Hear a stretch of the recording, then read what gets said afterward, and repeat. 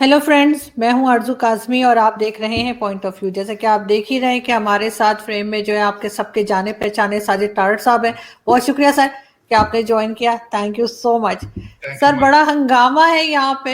एक तरफ जस्टिस वजीउद्दीन साहब जो है उनकी स्टेटमेंट्स चल रही हैं जो कि सब पहले ही कहते थे इमरान खान साहब के लिए कि जहांगीर तरीन खान जो है उनको के जी वो उनके एटीएम है। इसके अलावा भी 2-3 एटीएम्स कहलाए जाते हैं।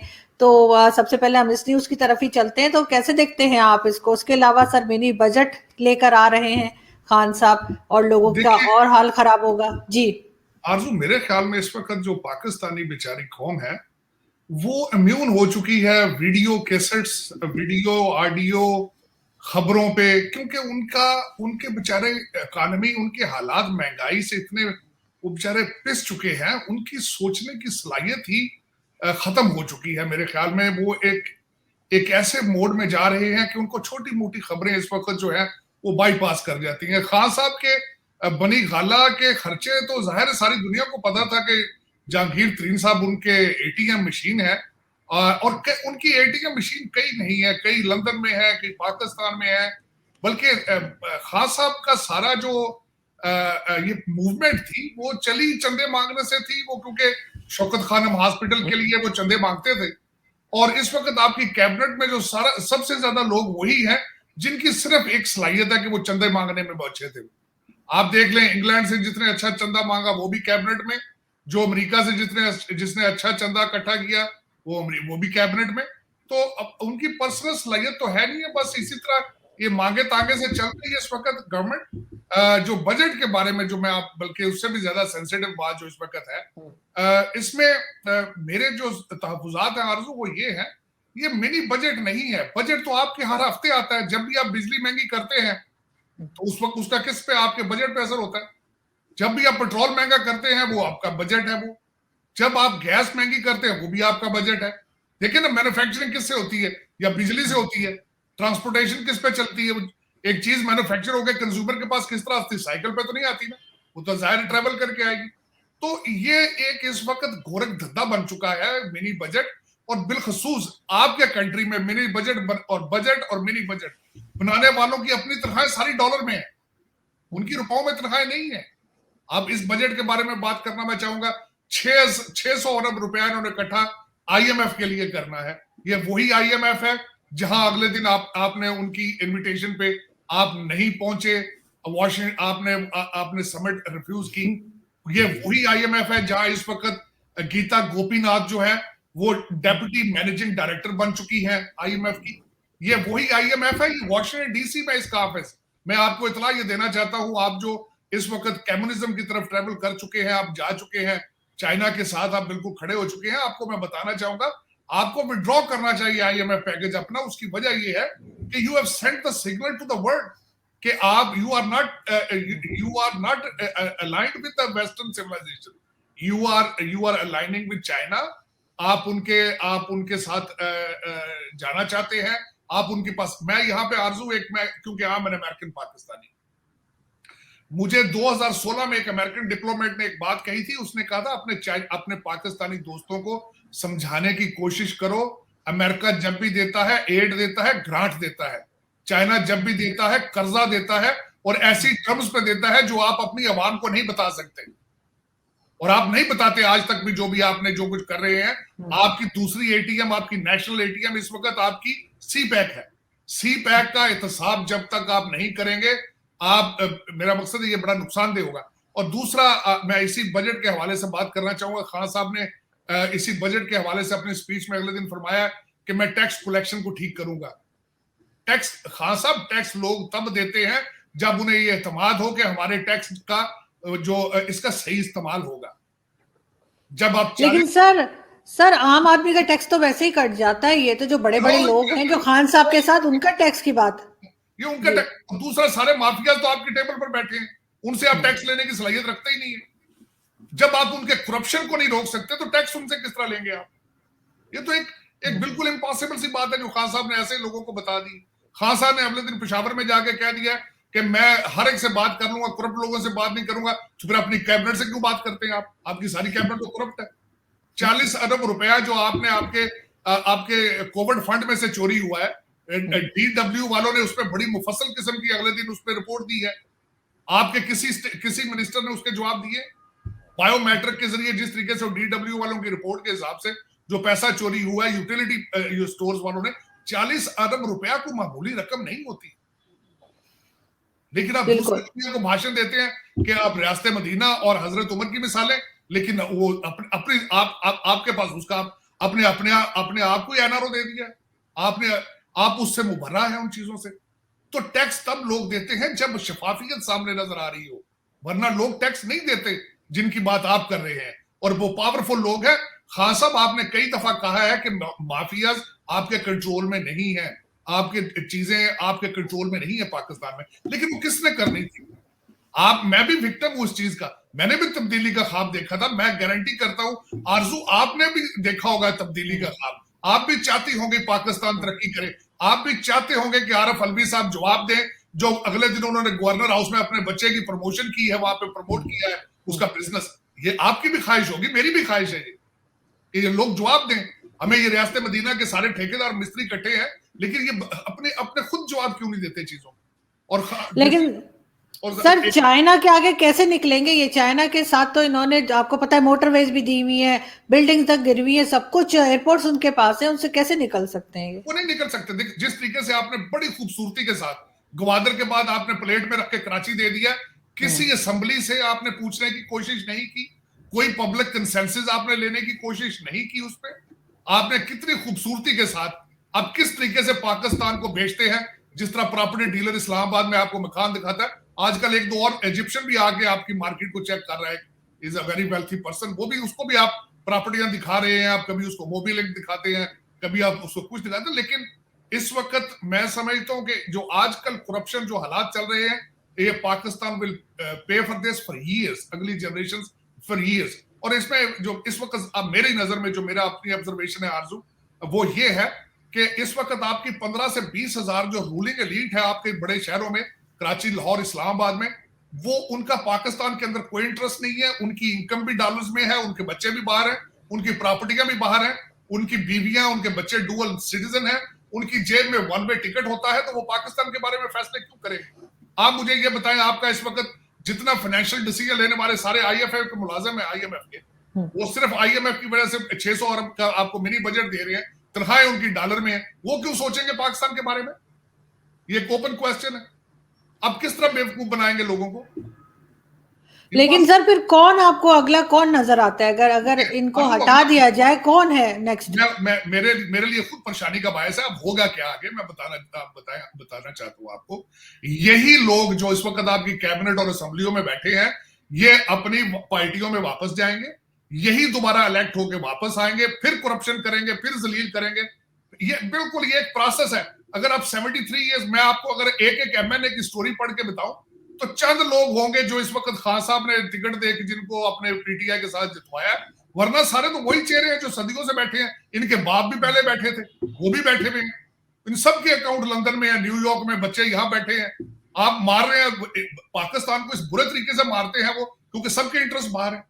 मुझे खुद इस वक्त बिल्कुल, कहते हैं ना कि रिलीफ इन साइट, मुझे बिल्कुल कोई प्रेडिक्शन नहीं मैं कर पा रहा कि आपका हल क्या है, आपके फेयर इलेक्शन हो सकते हैं, नहीं हो सकते, आपके आगे MNA कौन आएंगे, डिसीजन मेकर कौन होंगे, हाइब्रिड डेमोक्रेसी होगी या रियल डेमोक्रेसी होगी, आप किस साइड, किस डायरेक्शन पे जाएंगे।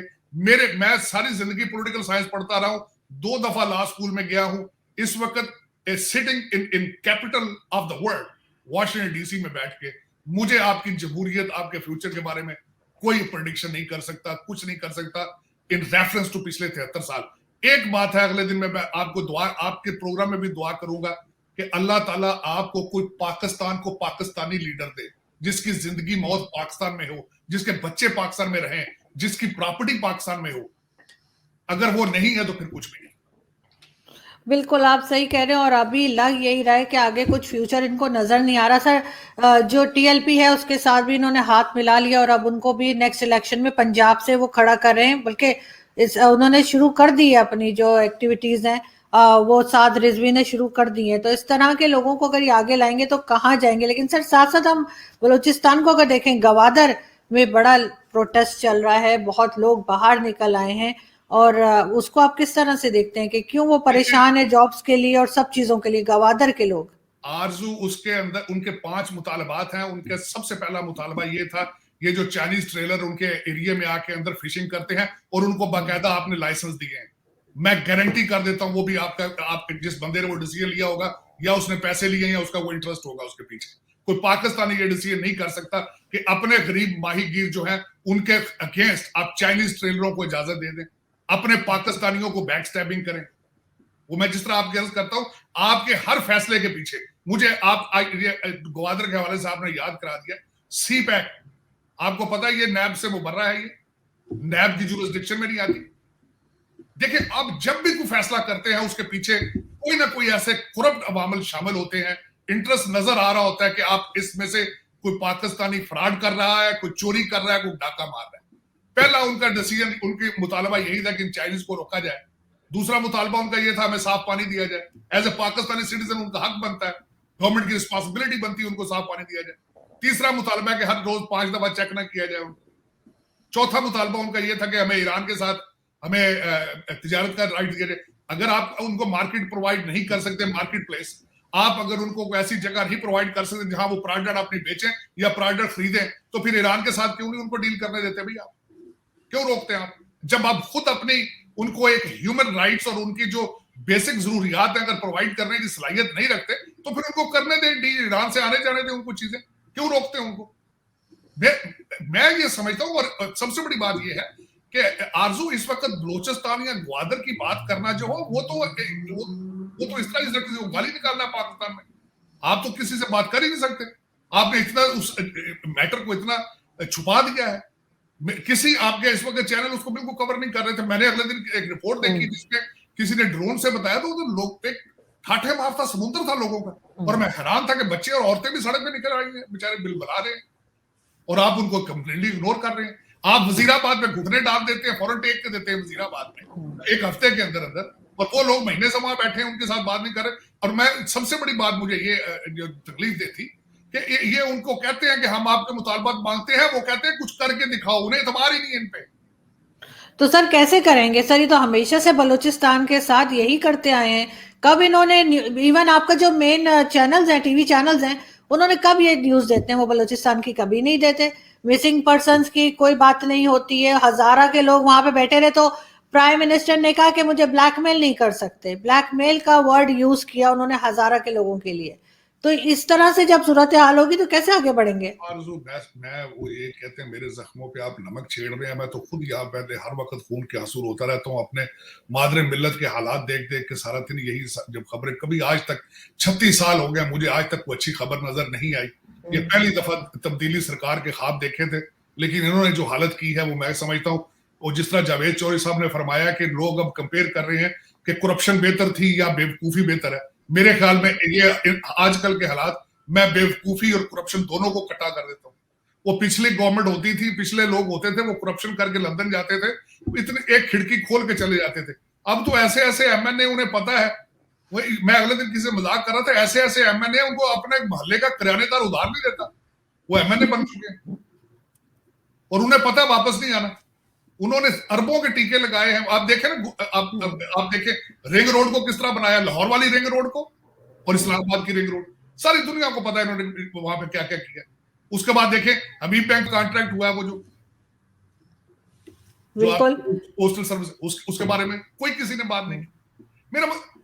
मैं कहते आरजू, मुझे अगले दिन एक बंदे, बल्कि एक इंटरनेशनल मीडिया पे मैं बैठा था, मुझे उन्होंने पूछा यार कि पिछले इस पीरियड में इमरान खान साहब की एक बात बताओ जो उन्होंने अचीव की हो, कोई एक चीज ऐसी हो जो पिछले सालों में कुछ बेहतर। मेरे जेब में नहीं आ सकी एक चीज भी। मैं आई कुड नॉट आइडेंटिफाई कि उन्होंने कोई ऐसी चीज की हो जिससे मुल्क तरक्की की साइड पे चला हो या हमें कोई रिलीफ नजर आ रहा हो।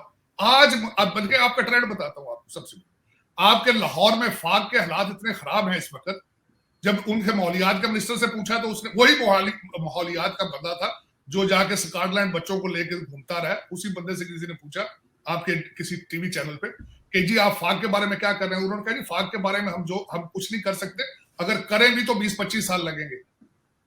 अब आपके शौकत तरीन साहब से पूछें कार्मी में, वो भी कह देते हैं जी 25-30 साल लगेंगे। मेरा भाई एक नया क्राइटेरिया है, लोगों को 20-20 साल का मेरा मतलब पीरियड बताते हैं। वो आप 20 साल आप क्या करेंगे? आप 20 साल, आप 3 साल में कोई डिलीवर नहीं कर पाए। लेकिन सर इमरान खान तो कहते हैं कि उनके सिवाय चॉइस कोई नहीं है। इमरान खान का तो ये कहना है कि उनके सिवाय चॉइस कोई दूसरी नहीं है, मेरी फिर मेरी कैसे चलेगा? इंफॉर्मेशन के हिसाब से 190 रुपए का भी कराची में डॉलर नहीं मिल रहा। हम्म, 190 सही। रुपए का भी डॉलर ब्लैक मार्केट में नहीं मिल रहा कराची में। हम्म, तो इन हालात में, और कभी आपने सोचा, मैंने अगले दिन बड़ी रिसर्च इस पे की कि डॉलर जा कहां रहा है। इसमें से ज्यादा हिस्सा तो अफगानिस्तान जा रहा है, और बिल्कुल। दूसरा हिस्सा आपके लोग अपनी प्रॉपर्टियां बेच रहे हैं, जो जिनको सारा कुछ नजर आ रहा है, और वो महंगे से महंगा डॉलर लेके बाहर भेज रहे हैं। तो उसमें हालात सबको पता है, खान साहब को भी पता है, अपनी तकारीर में बड़ी दफा बता चुके हैं, माफिया है, ये सट्टेबाज है डॉलरों को, ये फलां है, ये हर चीज का पता है इनको। इनको इश्यूज का पता है, हल नहीं पता है। लेकिन सर इसमें कौन इन्वॉल्व है, कौन जिम्मेदार है? क्या वो लोग जो खान साहब को लेकर आए हैं? आप जानते हैं एस्टैब्लिशमेंट लाई है, आरजू पाकिस्तान में हर हुकूमत एस्टैब्लिशमेंट लाती नहीं, है। मैं उनको भी, अब मैं क्वेश्चन ये पूछूंगा, जो लोग इनको लेकर आए थे वो फ्रेंच है, वो भी पाकिस्तानी है। बिल्कुल। देखिए ना, जो भी डिसीजन करता है तो पाकिस्तानी ना। तो नहीं सर, पाकिस्तानी डिसीजन तो करते हैं, लेकिन सर जब हम नहीं, करप्ट पकड़ते हैं, सर जब हम करप्शन पकड़ते हैं तो हम सिर्फ पॉलिटिशियन को क्यों पकड़ते हैं? नहीं, इस हम वक्त उन लोगों को क्यों नहीं पकड़ते? हम फौज के लोगों को क्यों नहीं कहते? हम आप एस्टेब्लिशमेंट मुझे को क्यों नहीं कहते हैं? आप हर एक को देख लें, हर एक को देखिए आप। मैं हैरान हो गया हूं। मैं एक थोड़ी सी मिसाल देना चाहूंगा। राना शमीम साहब किस तरीके से चीफ जज बने बिल्तिस्तान में, मैं हैरान हो गया था उनकी अपॉइंटमेंट। देखिए ना, जुडिशरी के अपॉइंटमेंट्स देखें आप, अपनी अपनी सियासी पार्टियां उनको अपॉइंट करती हैं अपने मर्जी के फायदे लेने के लिए। इसी तरीके से आप हर जगह पे आपके हर डिसीजन के पीछे करप्शन आपका एक एलिमेंट है। लेकिन मैं सबसे आपसे ये क्वेश्चन ये करना चाहूंगा, जो भी ये कर रहे हैं तो सारे पाकिस्तानी ना, हैं भी सभी, मुसलमान भी हैं, पाकिस्तानी भी हैं, लेकिन किसी के अंदर कौमियत नहीं है, किसी के अंदर पाकिस्तान के लिए दर्द मौजूद नहीं है। ये मेरा अलविया है। तो सर कोई ऐसी गवर्नमेंट आपको लगता है कि कभी आएगी जो सिर्फ 5 साल, चाहे सही, लेकिन 5 साल सिर्फ पाकिस्तान को दे और पाकिस्तान की एजुकेशन पे और इकोनॉमी पे, ये दो चीजों पे काम करे? क्योंकि कंपेयर तो हम बहुत करते हैं अपने आप को, कभी बांग्लादेश से, कभी भारत से, कभी यूरोप से, खान साहब, लेकिन हम हैं कहीं भी नहीं। आप बांग्लादेश की बात कर रहे हैं, आज सपूत ढाका 14 दिसंबर आज दिन है, आपसे वो तो जश्न आजादी मना रहे हैं। उन्होंने शुगर की आपसे जान छूटी है, क्योंकि वो तो तरक्की कर गए, आपसे छूटी। उनकी महंगाई की शरह देख लें, उनकी एक्सपोर्ट देख लें उनकी। आपके अंदर सिर्फ इंपोर्ट हो रही है इस वक्त, पराडो हो रही है, ऑडिया, बीएमडब्ल्यू और आईफोन हो रहा है। वो सिर्फ वो जो आपके गैंगस्टर जितने आपके हैं माफियाज वाले, उनके बच्चे हर साल मॉडल चेंज करते हैं। मिडिल क्लास आपकी खत्म हो चुकी है बिल्कुल, वो सारे फकीर हो चुके हैं। मिडिल क्लास वाले गरीब नहीं, फकीर हो चुके हैं। वो 2 दफा का खाना नहीं खाते, 1 दफा का खा रहे हैं। आप जरा सोचें, किसी दिन मैं चाहूंगा आरजू आपके प्रोग्राम पे 1947 से लेके आज तक का मैं 30 मिनट में मैं कोशिश करूंगा उसको फिल करूं। आप मुझे हमेशा याद रखें, कौमों के मुस्तकबिल तब होते हैं अगर माजी में कुछ हो। लेकिन सर हम माजी से सीखते भी तो नहीं है ना, माजी से सीखते नहीं है। आज जो कुछ हो रहा है एग्जैक्टली इसके फाउंडर सिकंदर मिर्जा और अयूब खान, जो कुछ हो रहा है इसकी फाउंडेशन उन्होंने ऐसी भर दी है। उन्होंने पूरे कंट्री को बैरिया टाउन बना दिया, पूरे कंट्री। इस वक्त डीएचए और डिफेंस और बैरिया के अलावा कुछ भी नहीं, जहां से आप पकड़ लें। इसके फाउंडर थे सिकंदर मिर्जा, और उसके बाद थे हमारे अयूब खान साहब, और उन्होंने जो इसकी फाउंडेशन रखी है उसी के ऊपर पाकिस्तान चल रहा है। लेकिन अल्लाह ताला पाकिस्तान को पाकिस्तानी लीडर दे जिसके इंटरेस्ट पाकिस्तान के अंदर हो, वरना वो कहते हैं आपकी गलती गुंजाइश नहीं। अगर आप बाहर से लेके जाएंगे, लोग हमेशा आप लेके जा रहे हैं बाहर से, आप बाहर से लोग यहाँ लेकर जाते हैं, आपके सबके बच्चे यहाँ पढ़ रहे हैं, आपके सबके अकाउंट यहाँ है, आपकी प्रॉपर्टियां यहाँ है। जब तक आप ये नहीं छोड़ेंगे आप नहीं बच सकेंगे। लेकिन कैसे छोड़ेंगे सर? जो लेकर आते हैं, जिसको लेकर आते हैं, उन सब की प्रॉपर्टीज भी बाहर होती हैं, बच्चे भी बाहर होते हैं, चाहे वो इमरान खान ही क्यों ना हो। इमरान खान के बच्चे कौन से मियाँ वाली में पढ़ रहे हैं? वो भी तो बाहर ही है। वो देखे ना, दुनिया के लिए वो कभी क्या दिखा देते हैं, मैं ऑक्सफोर्ड और मैं जी ऑक्सफोर्ड वेस्ट को बहुत अच्छे तरीके से जानता हूँ। फिर कभी कह देते हैं जी कि हम मदीने की रियासत बनानी, कभी टीएलपी के पास। मैं थोड़ा सा एक लास्ट आपको ये बताना चाहूंगा, जरा पोजीशन अपनी देखें करंट एडमिनिस्ट्रेशन। जब आप ये ट्रंप साहब से मिलकर गए, तो इन्होंने कहा कि मुझे जश्न मनाए पाकिस्तान में जाके, मुझे इस तरह लग रहा है जिस तरह मैं क्रिकेट जो है वर्ल्ड कप लेकर आया हूं, जश्न मनाएगा। उसके बाद ये इन्होंने मलेशिया टर्की मलेशिया और पाकिस्तान का एक बनाने की कोशिश की, सऊदी अरेबिया ने आंखें निकाली, पीछे हट गए। उसके बाद आप ये देखें कि आज वही जो लोग अमेरिका के साथ, डेफिनेटली नॉट, आज उनकी डेमोक्रेसी समिट में भी नहीं आ रहे। उसके बाद आप, मेरा मकसद है आपके सारे इस वक्त सीपैक बंद है, उनको आप पे एतबार नहीं, वो आपको पैसे, आपने उनसे कहा कि मुझे हमें डेट रिलीफ के लिए कुछ पैसे दे, वो बल्कि आपसे 39 मिलियन मांग रहे हैं दासू डैम के जो अपने लोग मरे उनकी वजह से। तो आपने ना सिर्फ देखिए, मैं एक छोटी सी बात बताऊंगा, सऊदी अरेबिया के लोगों को पता है किस तरह के लोग हैं, उनको किस तरह डील करना है, ईरान के बारे में लोगों को पता है किस तरह डील करना है, तुर्की के बारे में लोगों को पता है कि उनका माइंडसेट क्या है। आप रोजाना डेली बेसिस पे अपने आइडियाज चेंज करते हैं, आप डेली बेसिस पे अपनी फॉरेन पॉलिसी चेंज करते हैं।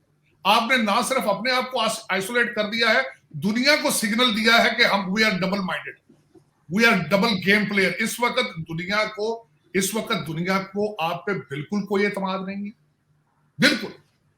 आपने ये बता दिया है कि हमारी कोई क्लियर फॉरेन पॉलिसी नहीं है, वी आर डबल प्लेयर, हमें जहां से डॉलर मिलता है वहां चले जाते हैं। This is what the image in Washington DC about Pakistan. अब इसको किसने ठीक करना है? किसी पाकिस्तानी नहीं करना है ना।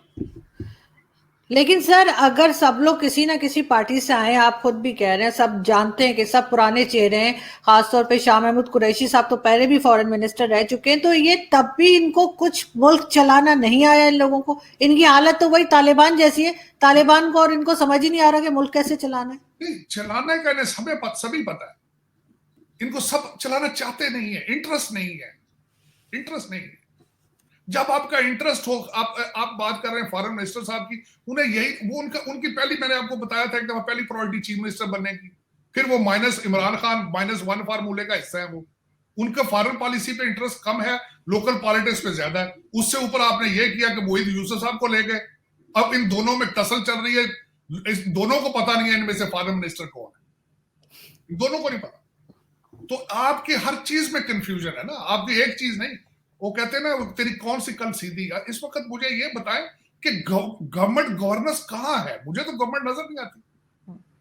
देखिए, आप मुझे छोटी सी, आपके प्राइम मिनिस्टर साहब और आपके शौकत तरीन साहब कहते हैं महंगाई कहां है, महंगाई किसको कहते हैं? तो यार, अपने माली से पूछो, अपने ड्राइवर से पूछो, अपने चौकीदार से पूछो, उसका महीने का बजट क्या है। आप छोड़ो, आप हजरत उमर की मिसालें देते, वो तो रात को छुप के जाते थे, आप दिन दिहाड़े में बाहर निकल के सड़क पे किसी बंदे को, मैं कहता हूं, जाते कि मोटरसाइकिल पे रोक लो, किसी साइकिल पे जाते लोगों को बंदे पूछो यार कि तुम्हारे हालात क्या चल रहे हैं। आप छोड़े रिपोर्टों को। सर, लोग खुदकुशियां कर रहे हैं, यहाँ पे लोग खुदकुशियां कर रहे हैं। मुझसे पूछे, आप मुझे आटे पानी का मुझसे रेट पूछना, मैं वॉशिंगटन डीसी में बैठा, मुझे पता है, क्योंकि मुझे दुख है, मेरी मादरे मिल्लत है पाकिस्तान। जब आप किसी की मादरे मिल्लत को 73 साल से रगड़ा दोगे, उसको दुख नहीं होगा? देखिए ना, मेरा इंटरेस्ट पाकिस्तान में क्या है, मैं तो 36 साल से जा रहा हूं, लेकिन दुख होता, तकलीफ होती, क्योंकि उसकी वजह यह है, मेरे आसपास जो है वो सारे लोग हमसे ज्यादा पैसा लेके फिर रहे हैं, जो पाकिस्तानी आपके करप्ट लोगों के बच्चे हैं ना, वो यहाँ पर जिस तरीके से देखते, मैं कई दफा मुझे दिल करता है मेरा, मैं लिस्टें बना के मैं उनकी भेजूं कि किस किस के बच्चे यहाँ क्या कर रहे हैं। सर, होना सर, अब ये चीज छुप नहीं सकती। अब वो जमाना नहीं है कि ये इन सब बातों को छुपा पाए, लोगों को काफी समझ आ गई है। उसमें आरजू, इसमें भी ये कामयाब है।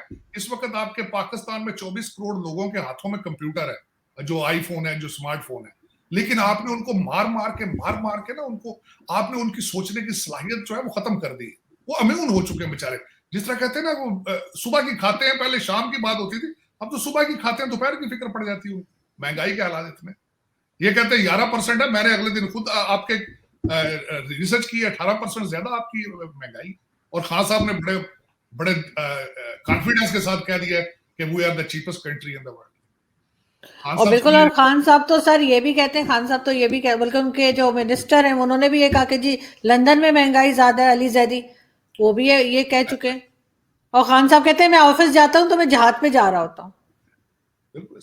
देखिए, ये बाहर से गए लोग हैं, मैंने आपको बताया, आपकी कैबिनेट के ज्यादा लोगों की आमदन डॉलरों में है, उनकी रुपयों में नहीं।